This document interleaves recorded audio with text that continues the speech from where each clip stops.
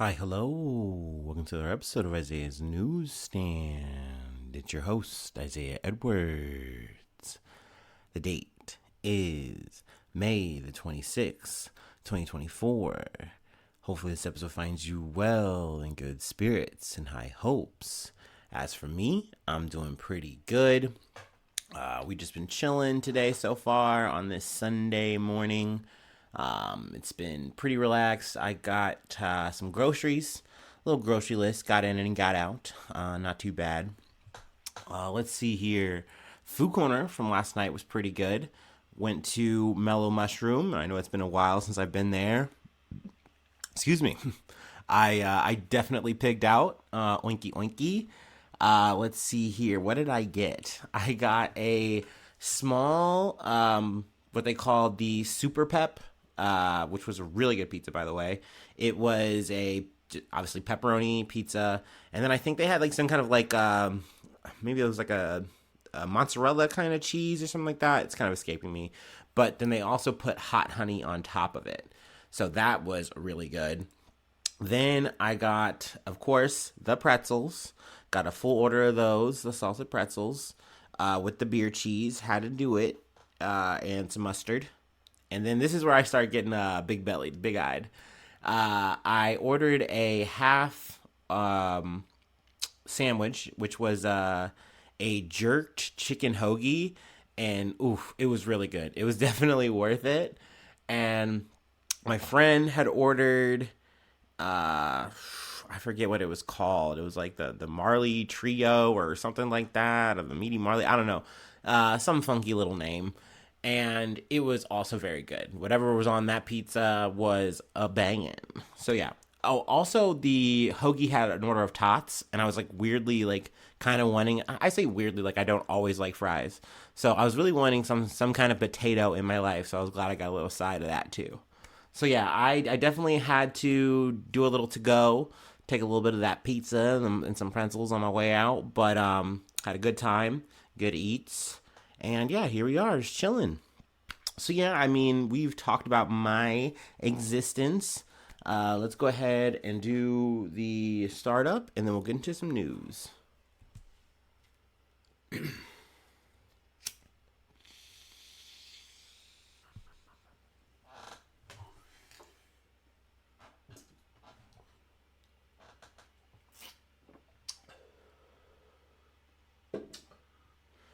Oof. Okay. From CNN. At least 5 people are dead after tornado spawning storms strike Texas and Oklahoma Memorial Day weekend.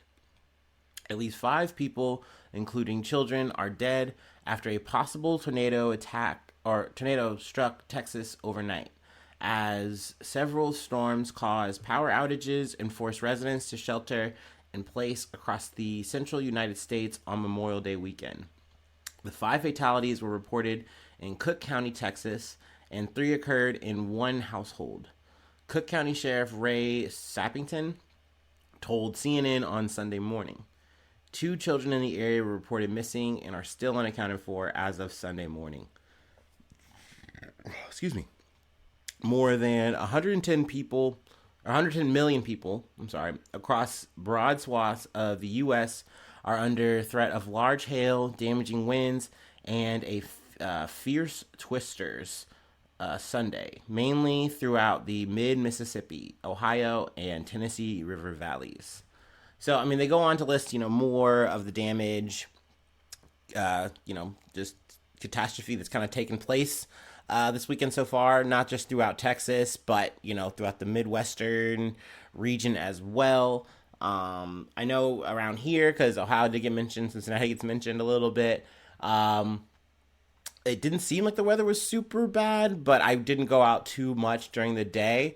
Just kind of seemed spotty over here weather-wise, so I mean, we'll definitely take it. But obviously, condolence, to the families and anyone who's lost life or lost damaged property, stuff like that. That's super devastating stuff, and it's one of those things that can completely turn your life around.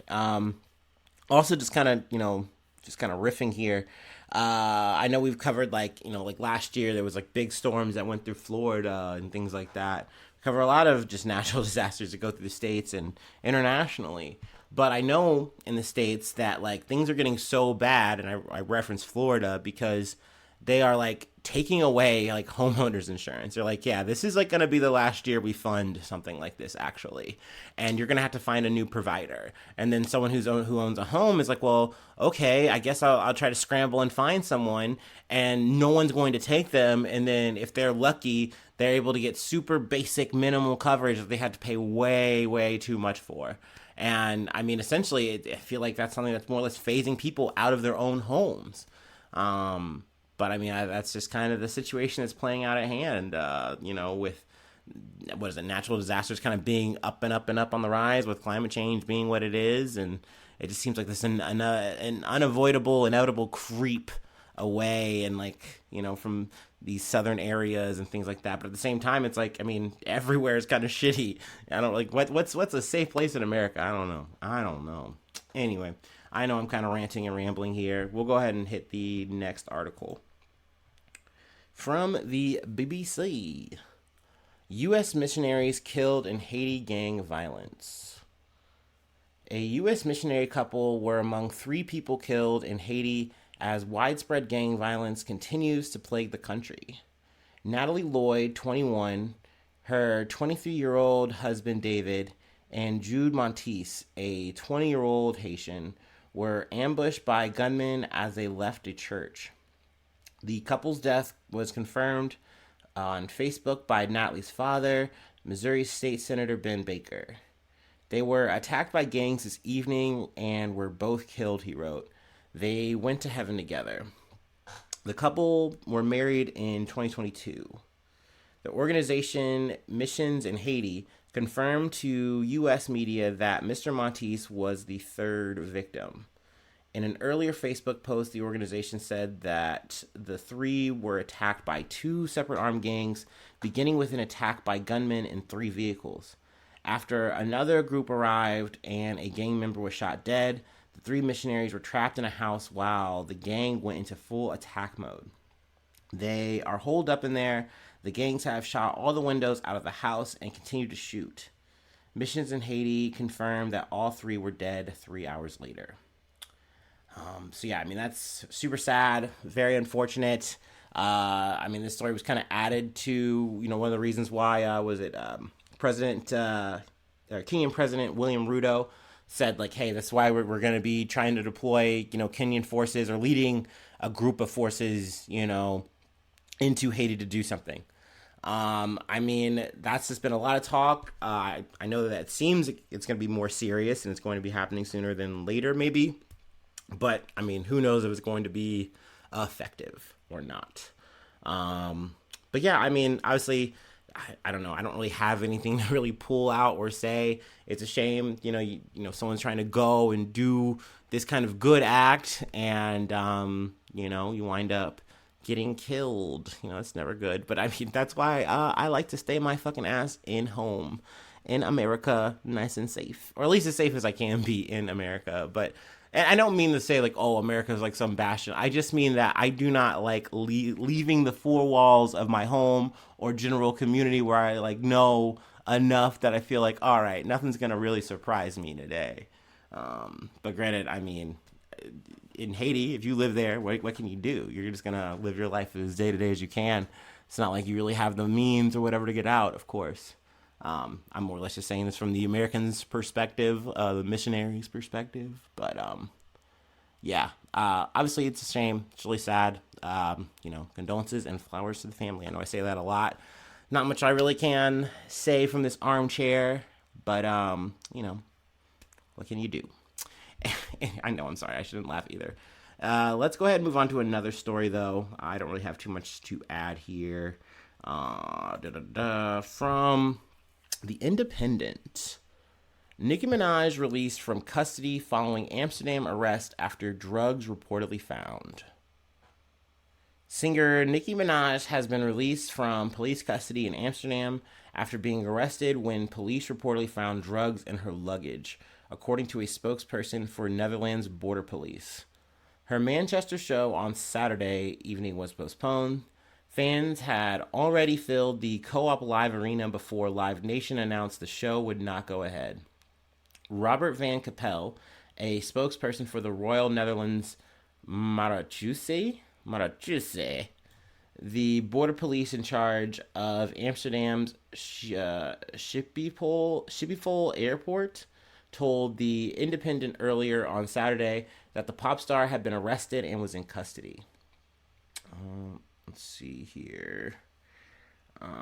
Although Capel did not name Minaj, who went live on Instagram while Amsterdam police was attempting to take her into custody, he said he can confirm we have arrested a 41-year-old American because we did a check at Schiphol Airport and found soft drugs with her, and it's illegal to export soft drugs in Netherlands. Now, what soft drugs are, according to the Netherlands, is marijuana. At least that's what they're referring to here. So it's legal in the country, but essentially they're saying like, hey, like, you know, you can't be trying to like take this with you or whatever. That's not allowed. But Minaj's response to this was, it's not mine. Like, essentially, like, what, I'm holding it for a friend or someone in my entourage, whatever, what have you. So yeah, she said it belongs to someone else, the pre-rolled joints that were found. More or less, this is like an overall minor thing. I feel like essentially she's gonna have to pay a fine, and then, you know, you're more or less moving along. But obviously in this situation, it's a big jam up because you have a whole concert to perform. Let's see, she has like, what is it, the Pink Friday 2 tour? So getting jammed up and not being able to perform is obviously big money damage to Live Nation. You got to do a bunch of reimbursements. You got to honor tickets for like next year, which they say they're going to do.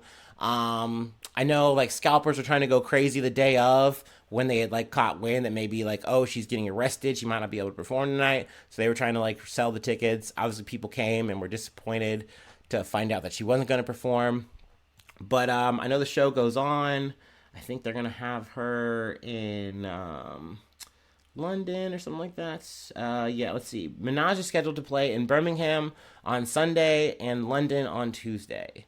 So, it's unfortunate. It's more or less a hiccup, but it's pretty big, national headlines kind of thing when you see a rapper, getting, arrested, overseas, internationally, So it makes headlines.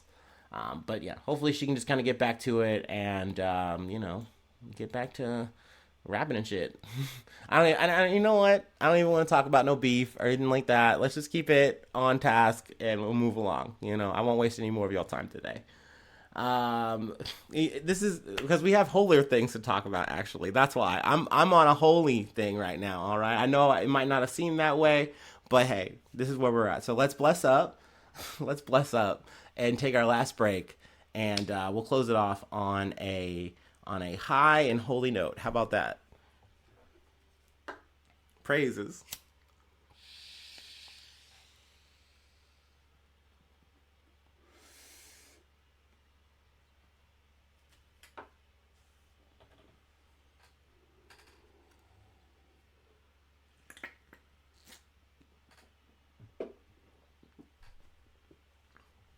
Ooh. All right.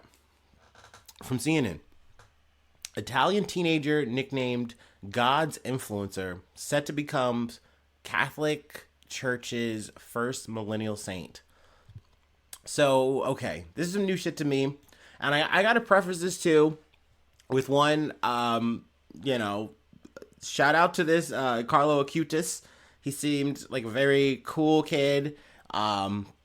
It's cool to see someone who knew what they wanted to do with their life and was presented with such a hard thing to deal with and said, hey, I'm still going to like continue on with my mission to do X, Y, or Z. I think this kid was dope for that.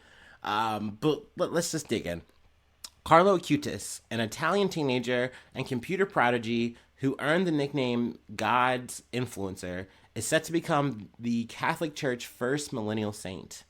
Pope Francis, who has recognized a second miracle attributed to Acutis, a gamer and computer programmer who died from leukemia in 2006 at age 15. So yeah, these miracles take place after his death, post-Thomas, I believe I can use that word here, maybe.